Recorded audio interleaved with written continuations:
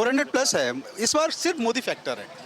Actually क्या है कि विपक्ष के पास ना कैंडिडेट ही नहीं है। मुझे खुद नहीं पता कि भोपाल से कांग्रेस से कौन लड़ रहा है, और मैंने जानने की कोशिश भी नहीं की कि कौन लड़ रहा है। वोट फॉर मोदी जी, क्योंकि हमारे देश को इन्हीं टाइप के नेता की ज़रूरत है। शायद जब से मोदी जी आए हैं तो इंडिया में कोई टेररिस्ट अटैक भी नहीं हुए हैं। गणना होगी ना, विधानसभा वाले फैक्टर्स दूसरे थे, ये फैक्टर दूसरे हैं। यहाँ पे to be very frank, Ram Mandir का जो फैक्टर है वो बहुत बड़ा फैक्टर है। और अगर मेजोरिटी की बात करें तो जो बीजेपी कैंडिडेट वोट्स हैं वो ज़्यादा हैं। तो आलोक शर्मा नो डाउट कम से कम 2,50,000 वोट से ज़्यादा ऊपर लीड लेके जीत जाएंगे। Modi, vote for Modi. राहुल गांधी। वो ना कर पाया है ना कर पाएगा, और आगे मुझे उसका दिखता भी नहीं है। तो मोदी है और मोदी को ही वोट देंगे हम। यस। ठीक है, कर रहे हैं uniform civil code, one nation one election. हाँ, होना चाहिए। मैं तो कहता हूँ कोई बुराई नहीं है भाई। जो इम्प्रूवमेंट हो सकते हैं, जो आने वाली पीढ़ी के लिए अच्छे हैं, वो होना ही चाहिए। और वैश्विक रूप से हम आगे बढ़ ही रहे हैं और बढ़ना ही चाहिए हमें। सर क्या नाम हुआ आपका? अलिंद खरे, कहाँ के रहने वाले हैं? भोपाल से ही। भोपाल से ही हैं। सर प्रचार प्रसार अब थम चुका है और बस कुछ घंटे बाकी हैं मतदान में। सभी ने अपने से जोर लगाया। आपके हिसाब से किसका बोलबाला है? बीजेपी। बीजेपी का। तो कोई कारण क्यों लग रहा? Development, Modi factor. Development plus Modi factor. Modi factor. अच्छा, कैंडिडेट का अगर हम बात करें तो अभी रिसेंटली इलेक्शन लूज करके आए हैं आलोक शर्मा विधानसभा का, लेकिन फिर उन पे भरोसा जताया गया है सांसद जो है प्रत्याशी के नाते। एक्चुअली क्या है कि जो लोकसभा के इलेक्शन है उनकी जो गणना होगी ना, विधानसभा वाले फैक्टर्स दूसरे थे, ये फैक्टर दूसरे हैं। यहाँ पे to be very frank, Ram Mandir का जो फैक्टर है वो बहुत बड़ा फैक्टर है। और अगर मेजोरिटी की बात करें तो जो बीजेपी कैंडिडेट वोट्स हैं वो ज़्यादा हैं। तो आलोक शर्मा नो डाउट कम से कम 2,50,000 वोट से ज़्यादा ऊपर लीड लेके जीत जाएंगे। हाँ, क्योंकि वो एक भोपाल उत्तर सीट थी और बाकी इसमें 9 कुल विधानसभा सीटें हैं। 9 में से 2 पर कांग्रेस है जबकि 7 पर बीजेपी है। तो वही फैक्टर है, वो 100% 250 से ऊपर निकल जाएंगे और उनकी जीत 100%। और कैंडिडेट भी बहुत बढ़िया है, वो अच्छा, उनको अच्छा सेलेक्ट किया है। महापौर रहे हैं, लोग बताते हैं उनके काम के। अच्छा है, अच्छा काम है। वो दूसरे फैक्टर थे, वो हार गए, वो रीज़न दूसरा है। बट कोई बात नहीं, ये लोकसभा तो वो जीतेंगे 100। देश भर का 400 से ऊपर, 100, 400 प्लस। हाँ, देखिए वो युवा भी बोल के गए 400 प्लस है इस बार। सिर्फ मोदी फैक्टर है। एक्चुअली क्या है कि विपक्ष के पास ना कैंडिडेट ही नहीं है।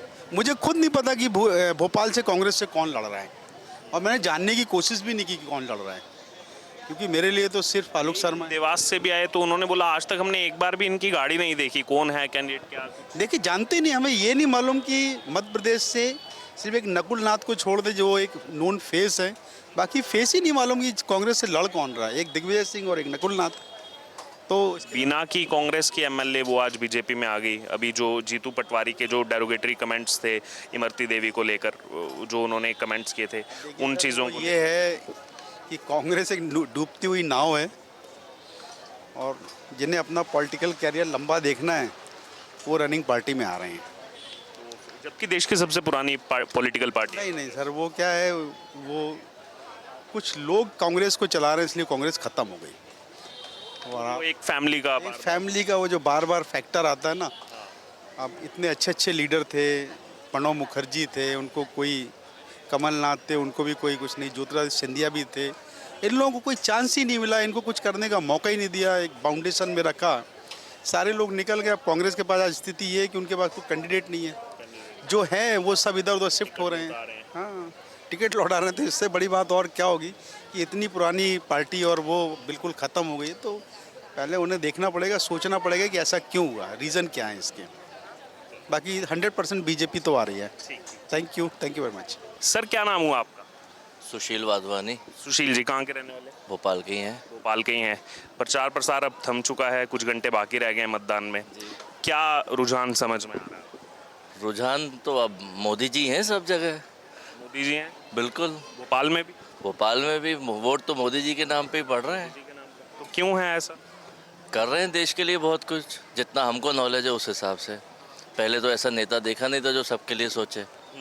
अब वैसा ही है। वोट तो सिर्फ एक ही नाम पे पड़ रहे हैं, मोदी जी के नाम पे। यहाँ से भी आलोक शर्मा को टिकट दिया गया, अभी विधानसभा वो लड़े थे लेकिन हार उसमें उनको मिली। वो तो क्षेत्र ही वैसा था कि जहाँ पे बीजेपी कभी जीती ही नहीं है। भोपाल उत्तर। भोपाल उत्तर का जो क्षेत्र था, लेकिन वो पहले महापौर लड़ चुके हैं, वो जीत भी चुके हैं। तो महापौर रहते हुए काम कैसा था? तब तो मैं भोपाल में रहता नहीं था, लेकिन काम अच्छा था, सुना था जैसा लोगों से सुना हुआ है। तो इस बार जीत जाएंगे? बिल्कुल 100%। 100%। तो देश भर का क्या माहौल चल रहा देश भर में भी बीजेपी तो आएगी, बिल्कुल 100%। है? राहुल गांधी का कैसे देखते हैं? राहुल गांधी का फ्यूचर नेता नहीं लगते देखने से, बाकी तो ज़्यादा डीप नॉलेज है नहीं उनके बारे में, लेकिन देखने से फ्यूचर के नेता तो नहीं लगते। मतलब वो अभी उस हिसाब से टक्कर नहीं देते। बिल्कुल नहीं, बिल्कुल नहीं। मैम आपका क्या नाम है? नहीं, मोदी जी वापस आएंगे बिल्कुल। वोट फॉर मोदी जी, क्योंकि हमारे देश को इन्हीं टाइप के नेता की ज़रूरत है। शायद जब से मोदी जी आए हैं तो इंडिया में कोई टेररिस्ट अटैक भी नहीं हुए हैं, मतलब काफ़ी कम। काफ़ी कम हो गए हैं। तो शायद आज तक जो कोई नहीं कर पाया वो मोदी जी ने कर दिखाया है। बुलेट ट्रेन्स आ गई हैं, काफ़ी डेवलपमेंट हुआ है हमारी इंडिया में मोदी जी के अंडर में। तो नो मतलब डेवलपमेंट के नाम पर मोदी जी को ही आना चाहिए, और आएंगे भी मोदी जी। जय राम जी। अयोध्या का मंदिर बन गया, और क्या चाहिए? अयोध्या फिर से गए मोदी जी अभी वहाँ दर्शन करने? बस और क्या चाहिए? जी मैम आपका क्या नाम है? मेरा नाम पल्लवी, कहाँ से हैं? मैं भोपाल से हूँ। भोपाल से ही हैं। प्रचार प्रसार अभी थम चुका है, कुछ घंटे रह गए हैं वोटिंग के, क्या रुझान समझ में आ रहा है? मैं तो बीजेपी के लिए वोट करूँगी, और वोट फॉर मोदी। बस बहुत सारी चीज़ें दिख रही है जो हमारी इंडस्ट्री को लेकर, हमारी इंडियाज़ में जो बहुत सारी चीज़ें चली हुई है, तो मुझे मोदी ही है, और vote for Modi. Vote for Modi. Rahul Gandhi? वो ना कर पाया है ना कर पाएगा, और आगे मुझे उसका दिखता भी नहीं है। तो मोदी है, और मोदी को ही वोट देंगे हम।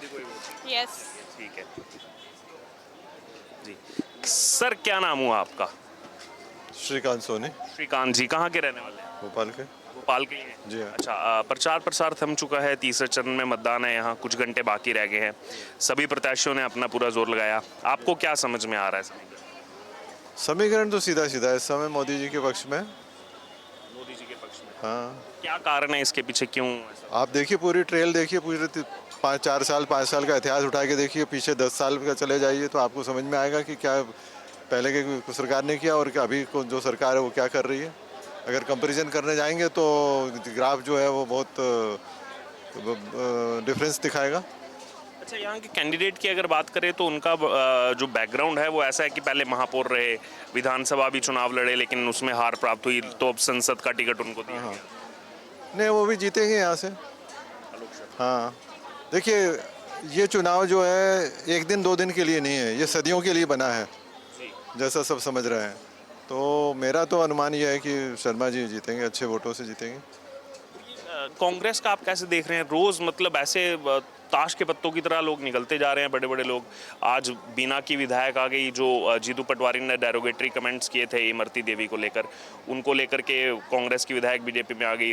उधर राधिका खेड़ा इनकी राष्ट्रीय प्रवक्ता है, उनका 4 दिन पहले छत्तीसगढ़ में जो है कार्यकर्ताओं के साथ धक्का मुक्की हुई छत्तीसगढ़ कार्यालय में। उन्होंने बोला मुझे न्याय नहीं मिला, मैं न्याय मांगती रही। इन्होंने बोला चुनाव हो जाने दो, तो वो भी आज पार्टी से इस्तीफा दे दिया उन्होंने। देखिए ये परिवर्तन प्रकृति का नियम है, और माइंडसेट कोई एक से ऐसा तो रहता नहीं है। जिस तरफ लोगों का विचारधारा जाती है, आप इतिहास उठा के देखेंगे, उसी तरह से ये परिवर्तन हो रहा है, और इसको एक टर्निंग पॉइंट कह सकते हो आप। तो अब लोग अपने बारे में, अपने देश के बारे में एक नए सिरे से सोचना शुरू कर चुके हैं। तो मेरे को तो लगता है एक क्रांतिकारी काम है जो हो रहा है। मोदी जी बोल रहे हैं तीसरे टर्म में लाएंगे तो और बड़े डिसीजन भी। हाँ, होना चाहिए, होंगे।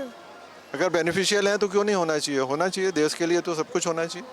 जैसे वो यूसीसी की बात कर रहे हैं, uniform civil code, 1 nation 1 election. हाँ, होना चाहिए, मैं तो कहता हूँ, कोई बुराई नहीं है भाई। जो इम्प्रूवमेंट हो सकते हैं, जो आने वाली पीढ़ी के लिए अच्छे हैं, वो होना ही चाहिए। और वैश्विक रूप से हम आगे बढ़ ही रहे हैं, और बढ़ना ही चाहिए हमें। अगर हम लीडर 1 हो जाते हैं तो इसमें किसी को क्या आपत्ति हो सकती है।